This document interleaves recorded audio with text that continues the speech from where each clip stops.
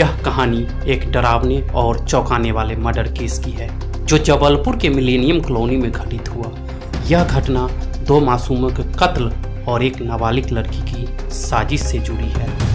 इस कहानी में एक बाप और उसके बेटे की बेरहमी से हत्या की जाती है और फिर एक खौफनाक साजिश का पर्दाफाश होता है। जानिए इस क्राइम की पूरी कहानी और कैसे यह दिल दहला देने वाला मामला सामने आया। दोस्तों, अगर ये कहानी आपको अच्छी लग रही है तो कृपया लाइक, शेयर और सब्सक्राइब करना ना भूलें।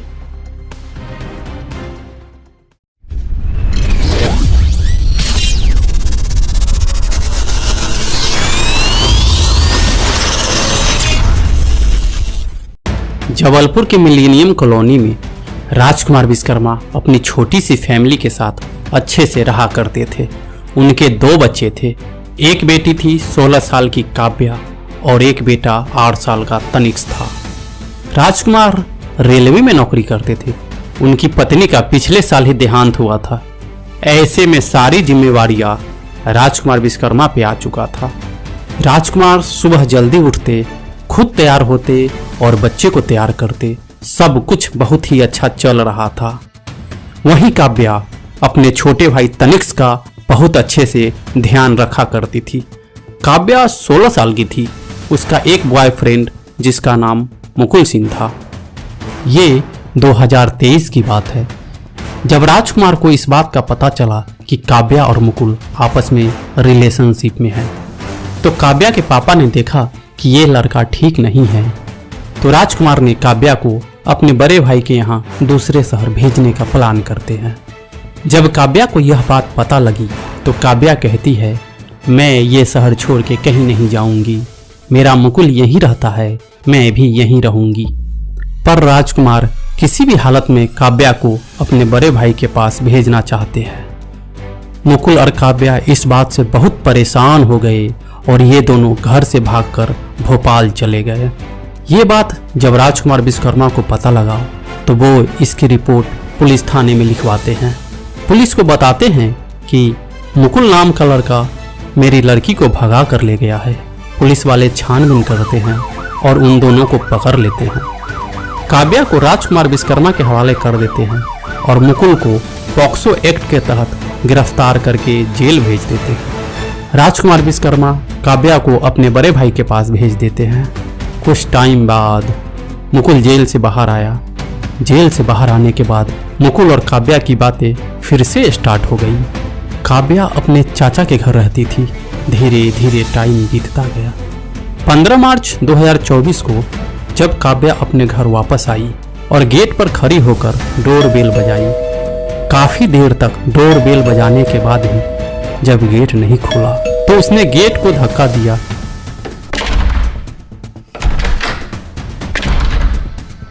गेट अंदर से खुला हुआ था। अंदर आई और देखी कि किचन में पापा लहूलुहान पड़े हुए हैं और वो मर चुके हैं। ये देखते ही उसकी चीख निकल गई। काव्या ने एक वॉइस नोट अपनी कजिन सिस्टर मुस्कान को भेजी जिसमें वो कहती है, मुस्कान जल्दी जबलपुर आओ, पापा को मुकुल ने मार दिया है। मुस्कान जल्दी जबलपुर आओ, पापा उसको मुकुल ने मार दिया है। मुस्कान जल्दी जबलपुर आओ, पापा मुस्कान जल्दी जबलपुर आओ, पापा को मुकुल ने मार दिया है। यह बात आसपास में फैल गई। घर के बाहर काफी लोग जमा हो गए। पड़ोसी पुलिस को फोन करते हैं।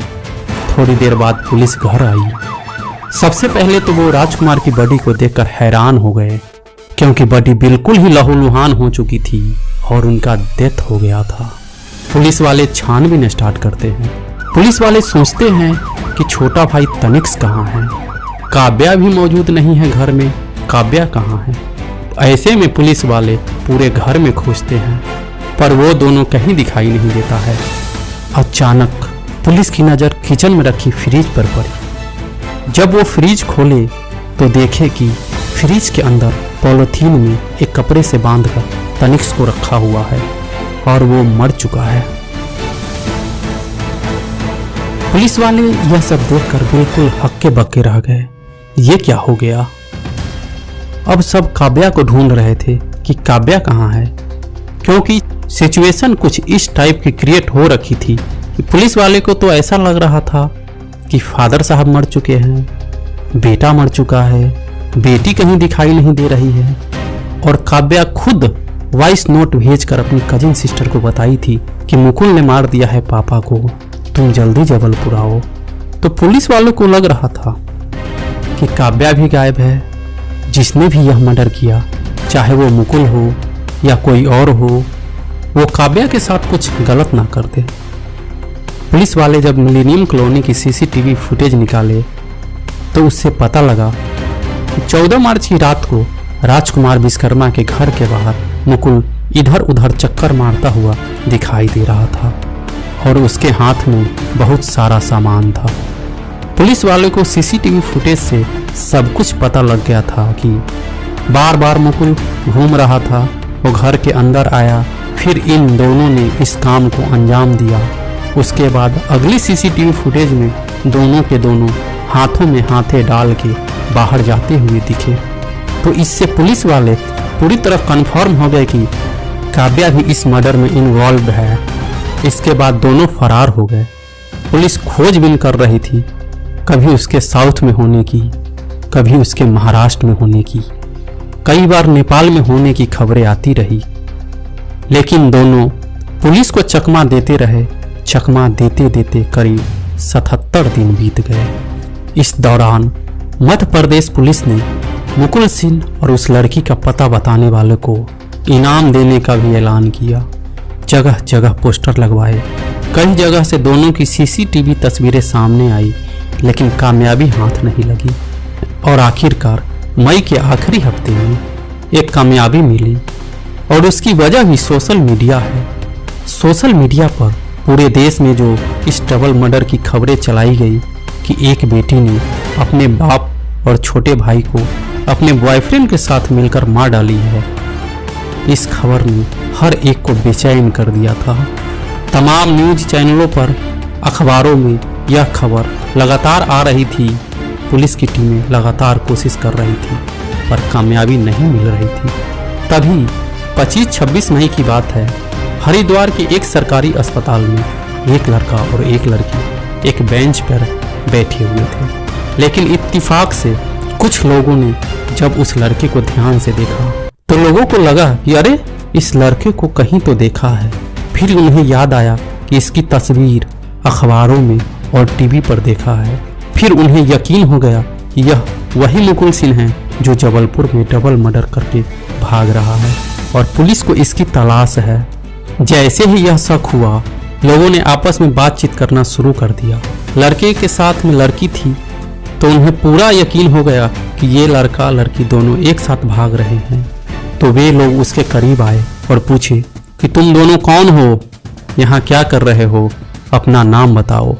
लड़के को डाउट हो गया कि हम दोनों पहचाने गए हैं। तो लड़का इतनी देर में उठा और बोला, मैं बैग लेकर आ रहा हूँ, क्योंकि अभी तक पता नहीं चला था कि ये दोनों कौन है। वो बैग लेने के लिए गया। इस दौरान लड़की से नाम पूछा गया। लड़की ने अपना नाम काव्या बताई और बता दी कि हम लोग जबलपुर से हैं। अब लोगों ने उस लड़की को वहीं पर घेर कर रोक लिया। लोगों को मालूम था कि ये लड़का लड़की एक साथ भाग रहे हैं तो लड़का बैग लेकर जरूर आएगा, लेकिन उस लड़के को एहसास था कि अब फंस गए हैं। वो बैग लेने के बहाने हॉस्पिटल से भाग गया। अब थोड़ी देर बाद तक जब लड़का वापस नहीं आया तो लोगों ने उसे ढूंढा पर उसका कहीं अता पता नहीं था। लोगों ने फिर हरिद्वार पुलिस को इन्फॉर्म किया। पुलिस की टीम आई, उसने लड़की से पूछताछ की और जबलपुर पुलिस को इन्फॉर्म किया। जबलपुर पुलिस चौंक उठी क्योंकि इतने दिनों से जिसकी तलाश थी वह मिल गया था। फौरन पुलिस की एक टीम हरिद्वार गई और लड़की को अपने साथ लेकर जबलपुर आ गई। अब इस डबल मर्डर का एक आरोपी पुलिस के शिकंजे में था, लेकिन असली कातिल भागा हुआ था। तो आधी कामयाबी मिल गई थी। अब पुलिस लड़की से पूछताछ करती है, सारी कहानी सुनती है। 2 दिन बीत जाता है। अब 2 दिनों के बाद 30-31 मई की रात के करीब 12:30 बज रहे थे। तभी एक लड़का मुंह पर गमछा बांधे हुए पुलिस स्टेशन में आया और सीधे ऑन ड्यूटी ऑफिसर के टेबल की तरफ गया। ऑन ड्यूटी ऑफिसर ने पूछा, क्या काम है? तो लड़का बोला, मेरा नाम मुकुल सिंह है, वही मुकुल सिंह जिसने 15 मार्च 2024 को मिलेनियम कॉलोनी में 2 कत्ल किए थे और जिसकी तलाश आप लोग कर रहे हैं। पुलिस वाले को पहले सुनकर लगा कि ये लड़का मजाक कर रहा है। इतने देर में वो लड़का अपने मुंह से गमछा हटाया और बोला कि मैं ही मुकुल सिंह हूँ, मैं सरेंडर करने आया हूँ। रात का वक्त था, लेकिन ड्यूटी ऑफिसर ने अपने अफसरों को इसकी सूचना दी, क्योंकि पूरा थाना ही नहीं बल्कि पूरे शहर की तमाम आला पुलिस की टीम इस मुकुल सिंह को करीब 77 दिनों से तलाश कर रही थी। आनन फानन में सभी पुलिस ऑफिसर बिस्तर छोड़कर भागते हुए थाने आए और देखे कि वाकई सामने मुकुल सिंह खड़ा था।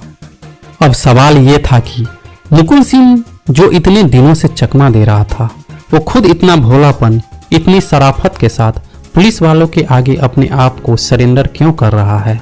तो पहला सवाल यही बेचैन कर रहा था और पहला सवाल भी यही पूछा गया मुकुल सिंह से, तुम आए क्यों हो?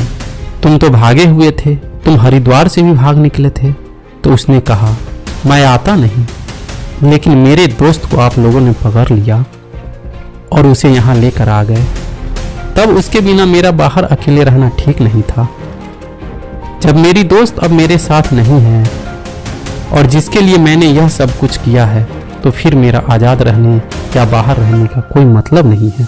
इसलिए मैं अपने आप को पुलिस के हवाले करने आया हूँ। पुलिस की टीम अब उसे हिरासत में लेती है। इसके बाद उससे पूछताछ करना शुरू करती है।